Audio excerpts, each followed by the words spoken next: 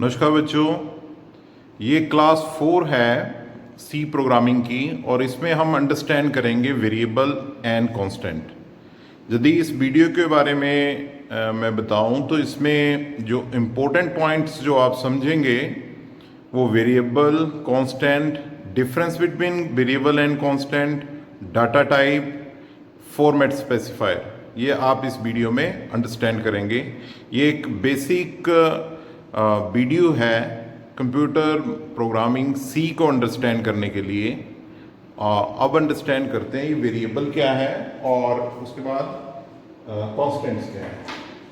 तो बच्चों बात ऐसे है कि किसी भी कंप्यूटर सॉफ्टवेयर से लेकर जो मोबाइल ऐप से रिलेटेड जो भी कोई इंफॉर्मेशन कहीं स्टोर होती है वो मेमोरी में होती है।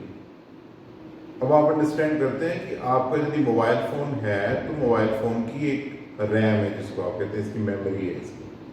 तो जो भी कोई वैल्यू स्टोर होती है, जो भी कोई डाटा स्टोर होता है वो मेमोरी में स्टोर होता है। अब बात ये हो रही है कि हम प्रोग्रामिंग सीख रहे हैं, उस मेमोरी को हमने यूज़ करना है और मेमोरी में स्टोर क्या है, वैल्यूज़। तो उन वैल्यूज़ को हम रिप्रेजेंट या यूज़ करते हैं प्रोग्रामिंग में with the help of variables. जी मैं बात करूं कि आपने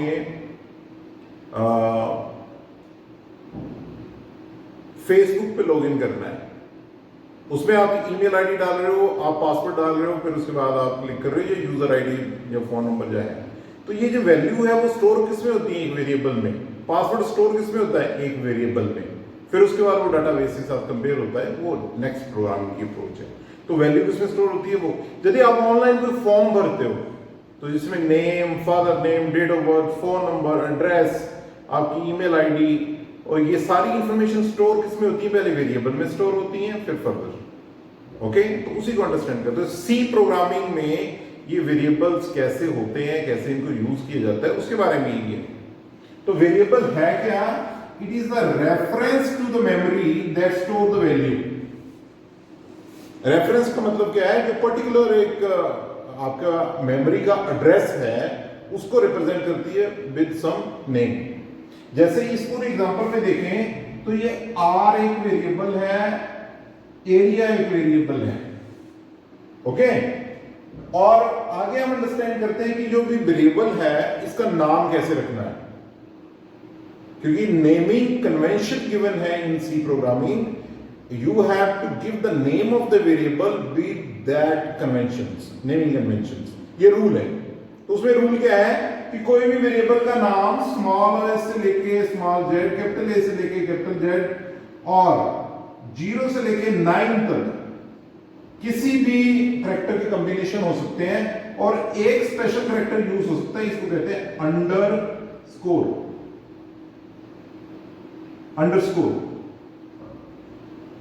ओके, और कोई भी वेरिएबल नेम नंबर से शुरू नहीं होगा। ये कोई भी वेरिएबल का नाम है या तो वो शुरू किससे हो, कैरेक्टर के साथ, या शुरू हो अंडरस्कोर के साथ। ओके, और किसी भी वेरिएबल में स्पेस नहीं होना चाहिए। स्पेस का मतलब क्या है कि आपने लिखा फर्स्ट फिर लिखा नेम, बीच में स्पेस नहीं होना चाहिए। नेक्स्ट है केस सेंसिटिव। केस सेंसिटिव का मतलब ये है कि यदि स्मॉल में लिखा है आपने, ये फॉर एग्जांपल आपको मैं बोलूं सम स्मॉल लेटर में SUM, फिर मैं बोलूं कि कैपिटल लेटर में SUM, फिर आपसे बात करते हैं कि पहला एस कैपिटल है बाकी क्या है स्मॉल है, तो तीनों की तीनों क्या होंगी, ये डिफरेंट होंगी। ये नेमिंग कन्वेंशन है। प्रोग्रामिंग सी प्रोग्रामिंग इन तीनों सम्स को डिफरेंट वे से कंसिडर करता है। ओके, अब अंडरस्टैंड करते हैं कांस्टेंट को।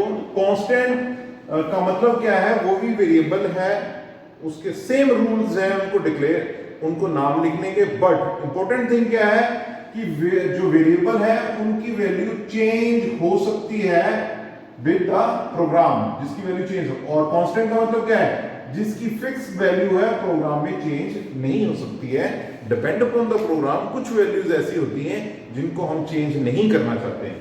ठीक है, और अब देखिए एक एग्जांपल, प्रोग्रामिंग एग्जांपल, जिसको मैं अभी यहाँ पे आपको एग्जांपल एक्सप्लेन कर रहा हूँ। इसके वीडियो के एंड में इसको कोड भी कर देंगे। ओके, तो देखिए सी का एक प्रोग्राम है जिसमें की पहली लाइन क्या है, this is called a inclusion of the stdio.h header file. ये फाइल क्यों इंक्लूड की गई है, क्योंकि हमने यहां पे एक फंक्शन यूज किया है printf। यदि ये फंक्शन यूज नहीं करते हैं तो ये फाइल को इंक्लूड नहीं करने की जरूरत है। इनको हम प्री प्रोसेसर्स कहते हैं, हेडर पार्ट कहते हैं। और दूसरी चीज देखो क्या है, यहां पे लिखा है हैश डिफाइन पाई 3.14। यदि मैं बात करूं ये प्रोग्राम किस चीज का है, this program is to find the area of circle.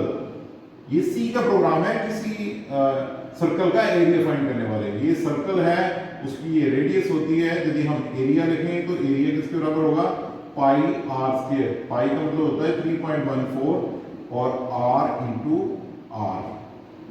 ये कहते हैं हम, इसको हम कहते हैं एक्सप्रेशन। ओके, तो हमने क्या है, पहले ही एक कांस्टेंट डिक्लेयर कर दिया। Now this pi is a constant और इसकी वैल्यू कितनी है 3.14। बच्चों लिखने का तरीका देखो क्या है, हैश डिफाइन फिर पाई स्पेस देके पाई फिर स्पेस देके इसकी वैल्यू। इसका मतलब क्या है, इस पूरे प्रोग्राम में जहां जहां हम कांस्टेंट पी को यूज करेंगे ये अपने आप को रिप्रेजेंट कैसे कर देगा 3.14 के साथ। तो ये एक डिक्लेरेशन क्या है, एक तरह से वेरिएबल कांस्टेंट की डिक्लेरेशन है जो कि फ्लोट टाइप है। हाँ, एक बात आती है, यहाँ पे डाटा टाइप का कॉन्सेप्ट चलेगा, अलग से इसका लेक्चर होगा, पर यहाँ पे कोरिलेटेड है क्योंकि हम अभी इस लेक्चर में कई ऐसे कॉन्सेप्ट को इंट्रोड्यूस कर रहे हैं जो समझ रहे हैं, जो कि आने वाले टाइम में काफी डिटेल में डिस्कस होंगे।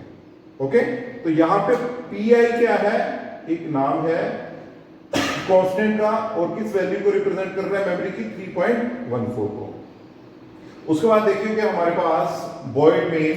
इस वॉइड का मतलब क्या है कि ये जो एक मेन फंक्शन है ये कुछ भी रिटर्न नहीं कर रहा है। अब मेन की बात करें, ये एक ऐसा इकलौता फंक्शन है सी प्रोग्राम का कि जिसमें कि सी के प्रोग्राम में जो सबसे ज्यादा जरूरी है, यदि ये सी का आप प्रोग्राम बनाते हो, उसको कंपाइल करते हो, तो ये वाला जो फंक्शन है जो कंपलसरी है। लास्ट जो आपको क्विज दी थी, क्विज में भी ये क्वेश्चन था जिसको मैंने एडवांस में डाला था कि कौन सा ऐसा फंक्शन होता है जो सबसे ज्यादा कंपलसरी है। तो या printf है, या पाई है, या इंक्लूड है। इंक्लूड भी नहीं है जरूरी, इंक्लूड फंक्शन तो नहीं है, एक डायरेक्टिव है और ये हेडर फाइल है। मेन फंक्शन क्या है जरूरी है। ओके, अब देखिए कि यहाँ पे क्या हुआ, ये मेन लिखा मैंने, इन ब्रैकेट्स के साथ पता चलता है कि ये फंक्शन है और ये क्या है, मेन का ब्लॉक स्टार्ट है। एंड अंडरस्टैंड करिए बच्चों, ये क्या चीज है, this thing is called a, this thing is called, इसको समझिए आप, इस चीज को क्या कहते हैं, this thing is called a declaration of a variable or of type int। int का मतलब क्या है, इंटीजर, ठीक है। और इस int के जो मतलब निकलते हैं वो ये है कि इसकी कोई रेंज है, इसको अलग वीडियो में अंडरस्टैंड करेंगे हम। और इसका एक साइज है, कौन सा साइज, मेमोरी का साइज। यदि ऐसे हम करते हैं कि आर वेरिएबल को डिक्लेयर करते हैं तो मेमोरी में ये कितना स्पेस लेता है, वो यहीं से डिफाइन होता है। इंट 2 बाइट लेता है। बाइट को हम अंडरस्टैंड करते हैं ना, 1 byte is equal to 8 bits memory consume होती है।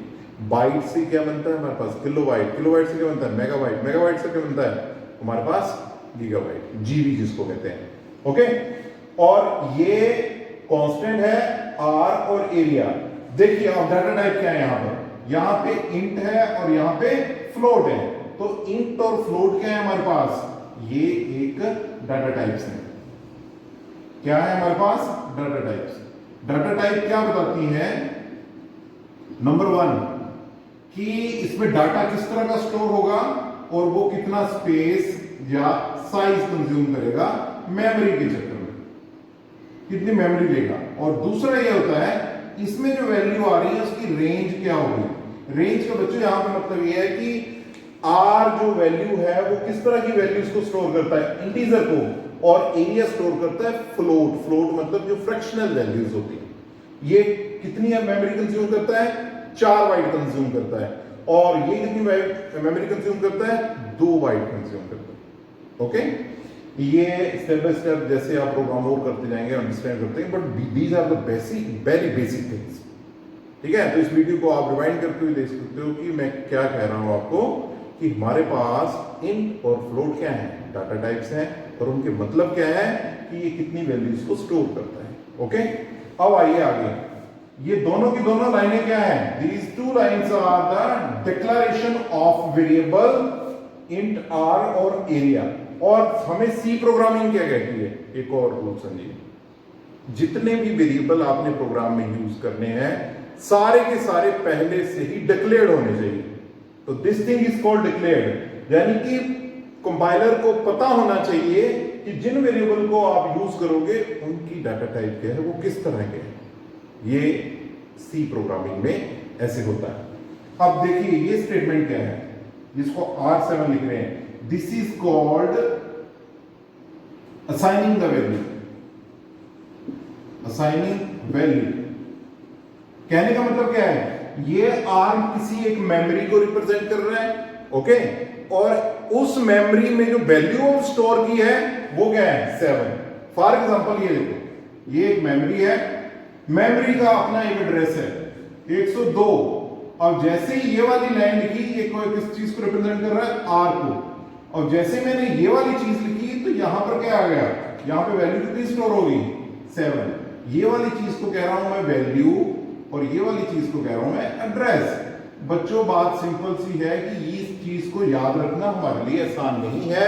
मशीन लेवल लैंग्वेज में ऐसे ही काम होता था, एड्रेसेस पे काम होता था, बट सी में हमें पास के वेरिएबल्स हैं, वेरिएबल्स रिप्रेजेंट करते हैं, यानी कि ये आर क्या रिप्रेजेंट कर रहा है, 102 मेमोरी को रिप्रेजेंट कर रहा है।